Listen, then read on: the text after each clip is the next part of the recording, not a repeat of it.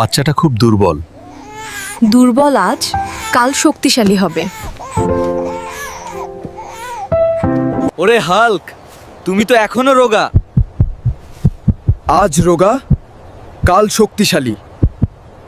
এই রোগা দিয়ে কিছু হবে? হবে, সময় লাগবে। একটা, দুইটা। পথ লম্বা, কিন্তু শুরু করেছি। এই হাত দিয়ে কি করবে? আজ কিছু না, কাল সব। রোগা ছিলাম, কিন্তু স্বপ্ন বড়।